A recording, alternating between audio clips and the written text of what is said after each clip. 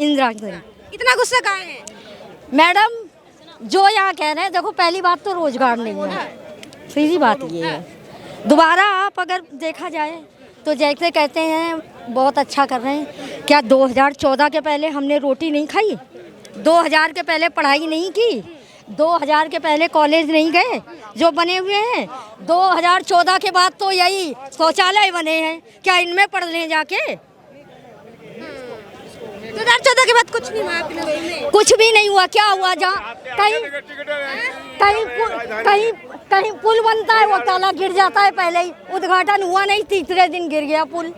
क्या अच्छा हुआ है आप बताओ हमें। अच्छा, जो बम ब्लास्ट हुआ, ये ब्लास्ट जो हुआ है, हाँ। इसमें किसका दोष है, क्या लगता है आपको? गवर्नमेंट का दोष है। गवर्नमेंट का दोष है। क्यों नहीं? पुलिस उनकी, सीबीआई उनकी, सीआईडी उनकी, सब कुछ तो उनका, वो क्यों नहीं करवा पाते कोई तथ्य? पहलगाम पुलवामा देखो, कुछ भी करवा। आरडीएक्स किसका? आरडीएक्स बम का मसाला किसका है? कौन अपने घर में दिया था बम का उनको कौन दे रहा था? उनको अपने घर में सुरक्षा। हाँ, उनको दे रहा है। कांग्रेस ने दिया था। दिया था कि तुम बनाओ। ये बीजेपी ही देती है, बीजेपी ही करवाती है। अच्छा, आपको ऐसा क्यों, एक एक करके थोड़ा आराम से, आपको ऐसे क्यों लगता है कि ये सब बीजेपी करवाती है, आरडीएक्स बना? आप ये देखो, पहले जितने भी ये हुए हैं क्या तो तब बीजेपी की राज में हुए। दंगे? हाँ, 26/11 भी बीजेपी।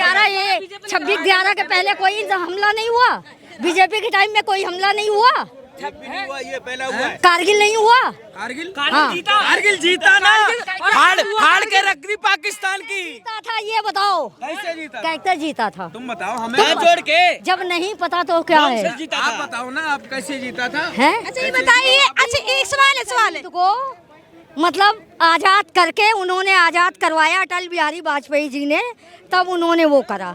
ये मत कहो जीता है। अटल बिहारी वाजपेयी किस पार्टी से थे? बीजेपी के। अच्छा, एक सवाल है, थोड़ा रुकिए। आपको ऐसे क्यों लगता है कि आरडीएक्स बीजेपी बना रही है, बम ब्लास्ट बीजेपी की वजह से? देखिए, पहल पुलवामा का अब तक पता चला कुछ? आरडीएक्स कहाँ से आया? सुरक्षा इनकी थी, सुरक्षा इनकी थी, सब कुछ इनका था, कहाँ से आया? हरियाणा में कितनी गवर्नमेंट है?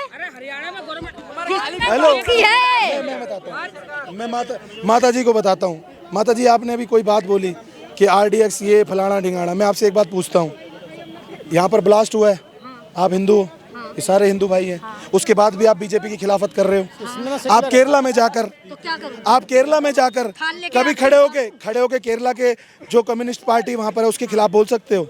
ये सब इधर से ही तो इजाजत मिली हुई है आपको, बीजेपी की पार्टी में तो बोल सकते हो। आपकी उम्र पेंशन वाली है, आप घर में आराम करो, क्रांतिकारी हमें बनने दो, आप घर में बैठो। कांग्रेस के टाइम में बहुत आजादी मिली थी, अब नहीं मिली। अब अगर खिलाफ बोलो तो जेल के अंदर जाओ।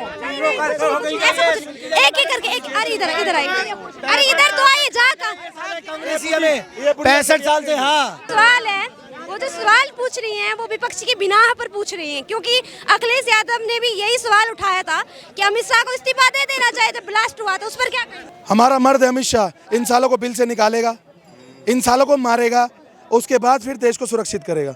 इस्तीफा तो चूहे दे के भागते हैं मैडम, आपने देखा होगा। कोई भ्रष्टाचारी वो होता है अधिकारी, वो कहता है इस्तीफा दो और निकलो भ्रष्टाचार करने के बाद। हमारा अमित शाह, मोदी जी हमारे 56 इंच के सीने वाले हैं, वो बदला लेंगे, उन्हें मारेंगे, उन्हें बिल से निकालेंगे, उसके बाद कोई निर्णय लेंगे। इनके कहने से इस्तीफा नहीं देंगे। सवाल है, अगर देश सुरक्षित हाथों में है तो ब्लास्ट कैसे हो गया? साथ ही साथ आपने देखा होगा जो आरडीएक्स जम्मू कश्मीर में रखा गया था, वहाँ पर भी ब्लास्ट हो गया, 7 लोग वहाँ पर उनकी मृत्यु हुई है, उस पर क्या कहेंगे? मैडम, 150 करोड़ लोगों में 50 करोड़ तो बेवकूफ़ हैं, जिन्हें दुनिया से मतलब नहीं, दीन से मतलब नहीं, डेवलपमेंट से मतलब नहीं, जिन्हें आतंकवाद में लोग मरते रहे, उन्हें कोई मतलब नहीं। 150 में 50 करोड़ तो वो लोग हैं। और सवाल हम करें मोदी जी से, ये वही 50 करोड़ लोग तो साथ दे रहे हैं उनका, जो आतंकवादी बम ब्लास्ट करते हैं, यही 50 करोड़ लोग नीचे आ जाते हैं। अरे आरडीएक्स कहाँ से आया? अरे सेना ने कब हमला कर दिया? अरे लाहौर में कब घुस के मार लिया? तो ये वही लोग हैं। तो सवाल उन लोगों से ज़्यादा बेहतर करना चाहिए, मोदी जी से नहीं। मोदी जी अपना काम कर रहे हैं। 11 साल के अंदर ये पहला ब्लास्ट हुआ है, जिसकी वजह से हमारा देश आज शर्मसार है और हमारे 15 से 17 हिंदुस्तानी भाई मर गए हैं, आपने देखा होगा। तो सवाल अगर मोदी जी से ना करके हम उन आतंकवादियों से करें जगह जगह सड़कों पर निकलें तो ज़्यादा बेहतर रहेगा। सर, आतंकवादी पनप कैसे रहे, सबसे बड़ा सवाल ये तो है। अगर देश सुरक्षित हाथों में है, 54 इंच का सीना है, तो पनप कैसे रहा? मैडम देश इसलिए पनप रहे हैं, आतंकवादी इसलिए पनप रहे हैं कि हमारे हिंदुस्तानी में कहीं ना कहीं भगत सिंह सोया हुआ है। अगर भगत सिंह इनका बाहर आ जाए हमारे हिंदुस्तानियों का, और ये सोचें कि भाई हमें भी देश सुरक्षित करना है, हमने भी अपने बच्चे सुरक्षित करने, तो शायद जो ये RTX पकड़ा गया है ना, ये बहुत पहले पकड़ा जाता। फरीदाबाद से जो एमोनियम नाइट्रेट पकड़ा गया है बहुत पहले पकड़ा जाता, और ये साले जो पकड़े गए हैं ना, इनके चितड़े जैसे आज इन बेचारे मासूमों के उड़े हैं ना, उनके उड़ चुके होते। एक सवाल है, अबू आजम को जानते हो? अबू आजमी सपा के नेता हैं उत्तर प्रदेश में। अबू आजमी वो कह रहे हैं कि अगर जब तक प्रताड़ित किया जाएगा, सताया जाएगा, तो आतंकवादी ही पैदा होंगे। उस पर क्या? आपकी सबसे बड़ी कमी है जो देश के खिलाफ होते हैं ना, जैसे आपने अबू आजम बोला, इनके नाम आप लोगों को रट जाते हैं। हमें नाम याद है भगत सिंह का, हमें यहाँ में चंद्रशेखर आज़ाद का नाम याद है, रानी लक्ष्मीबाई का नाम याद है, हमें राजगुरु का नाम याद है, हमें पटेल का नाम याद है, हमें लाल बहादुर शास्त्री का नाम याद है। हमें इन आतंकवादियों का नाम याद नहीं है। हमें इनके कर्म याद हैं कि जब देश में मुसीबत आती है, जब कोई आतंकवादी गतिविधि होती है, तो इनके जैसे हिजड़े बाहर निकल आते हैं, जैसे बरसात के अंदर मेंढक बाहर आता है। तो हमें इनके नामों से कोई मतलब नहीं है मैडम। ये तो डॉक्टर ही जुड़ा उनके नाम के आगे, पढ़े लिखे थे जितने भी पकड़े गए हैं, उस पर क्या कहेंगे? उस पर एक ही बात कहूँगा, इस देश के अंदर जब नकली आधार कार्ड बन जाता है, जब नकली पासपोर्ट बन जाता है, जब नकली नागरिकता बन जाती है, तो मैडम डॉक्टर बनना कोई मुश्किल थोड़ी है। 1 लाख से 1.5 लाख में कोई से कॉलेज की डिग्री ले लो आप। और आपसे भी रिक्वेस्ट है, पहले भी सोशल मीडिया से रिक्वेस्ट करी है, इनके आगे डॉक्टर लगाना बंद करो। ये आतंकवादी थे, इनके घर पे सामान मिला, विस्फोटक सामान मिला, और इन्होंने खुद कबूला कि हमने ये ब्लास्ट किया है, और हमारा 32 गाड़ियों में और ब्लास्ट करने का मन था। तो इनके आगे डॉक्टर लगाना, पूरे देश से गुजारिश करूंगा, डॉक्टर लगाना बंद करो। आतंकवादी साजिद बोलो, आतंकवादी सलीम बोलो, जो जिसका नाम है वो बोलो, तो ज़्यादा बेहतर रहेगा। नाम के साथ अगर आतंकवाद जोड़ेंगे तो कहीं ना कहीं ये जो सवाल उठा रहे हैं कि ये हिंदू मुस्लिम का जो गैप आ रहा है धर्म को लेकर, उस पर क्या? सारे के सारी ज़िंदगी हम हिंदुस्तानियों को, आप लोग, हमारे संस्कार यही सिखाते रहें कि हम नाम भी ना लें, हम गाली भी ना दें, हम लड़ाई भी ना करें, लेकिन हम चुपचाप अपने बच्चों के चिथड़े गड़ाते रहें, अपने लोगों को बम से उड़ता देखते रहें, पहलगाम की तरह अपने लोगों पे गोलियां लगने दें, मुंबई की तरह, कसाब की तरह गोलियां खाते रहें, लेकिन मुंह से आवाज़ ना निकालें। यही चाहते हैं।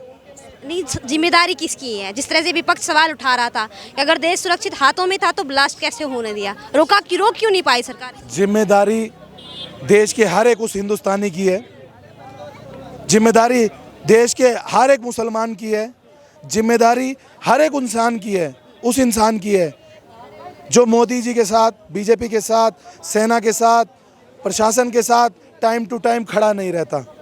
इनकी बातों में आकर इनके लिए ताली बजाने लग जाता है, इनके सवालों के ऊपर ताली बजाने लग जाता है, मैसेज लिखने लग जाता है सोशल मीडिया पे।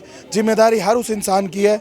अगर हम लोग अपनी जिम्मेवारी सही से समझेंगे तो शायद हमें ना प्रशासन से सवाल करना पड़ेगा, ना सेना से सवाल करना पड़ेगा, ना अपने देश में जो जिसकी सरकार है मोदी जी की, उनसे सवाल करना पड़ेगा। आपका क्या नाम होगा? थोड़ी इधर आ जाइए।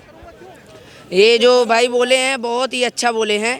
ये आज नौजवानों को इस समय बहुत ही जागरूक रहना जरूरी है। और भाई कैसे जागरूक रहेंगे नौजवान? ये भाई जो बोल रहे हैं बहुत ही सही बोल रहे हाँ, हैं। सही बोला है। मैं बताता हूँ मैडम, सर उससे मत पूछो, ये हमारे आने वाला, ये हमारा भविष्य आने वाला, मैं बताता हूँ आपको। सर बहुत अच्छा एक बोले मिनट हैं। भाई, 1 मिनट। सवाल किया जाता है कि मुस्लिमों को बदनाम किया जा रहा है, बोलते हैं हमारे मुस्लिमों को अच्छी तालीम देते हैं, हम बोलते हैं हमारे नौजवान भटक गए हैं, बोलते हैं। कभी आपने ये सुना कि बिहार में कोई गरीब रहता है, यूपी में कोई गरीब रहता है, उसके घर में रोटी नहीं है, उसे बरगलाया जाता है, उसे बोला जाता है कि तू ये गोली मारा, जाके किसी मासूम को मारा, 50,000 रुपये मिलेंगे, बॉम्ब ब्लास्ट में बॉम्ब वाला वो बन जा, मानव बम बन जा। हमारे हिंदुओं को ये संस्कार नहीं मिलते मैडम। हमारे बच्चे सूखी रोटी के साथ जितने गरीब हों, उनके माँ बाप दिहाड़ी करते हों, 400 रुपये लेके आते हों, वो लोग उसमें खुश हो जाते हैं। हमारे हिंदुस्तानियों को ये संस्कार नहीं मिलते। हमेशा मुस्लिमों के साथ ही ये क्यों होता है, और उन्हीं के बच्चे क्यों ये इन हादसों में शामिल होते हैं, हमारे हिंदुस्तानियों के बच्चे क्यों नहीं होते? लेकिन मुस्लिम ये भी तो सवाल उठाते हैं ना कि वो आर्मी में भी हैं और जगह भी नाम रोशन करते, तो फिर आतंकवादी क्यों उनके साथ में? मैडम देखिए, टोटली 100% मुस्लिम तो गलत है नहीं, 10% में अब्दुल कलाम जैसे भी हैं, सोफिया कुरैशी जैसे भी हैं, और सेना के अंदर इतने सारे लोग हैं जो दिन रात जाग कर हमारे लिए सुरक्षा कर रहे हैं। आप एक बात का जवाब दो, मुस्लिम भी तो शहीद होते हैं वहाँ पे, सेना में मुस्लिम भी तो शहीद होते हैं, ये कभी खड़े ही नहीं हुए। दूसरे सेकुलर मुस्लिम्स कभी खड़े हुए? उन्हें दीन दुनिया से मैडम कोई मतलब नहीं है, उन्हें अपनी कौम से भी मतलब नहीं है, उन्हें सिर्फ मतलब है तो जिहाद से।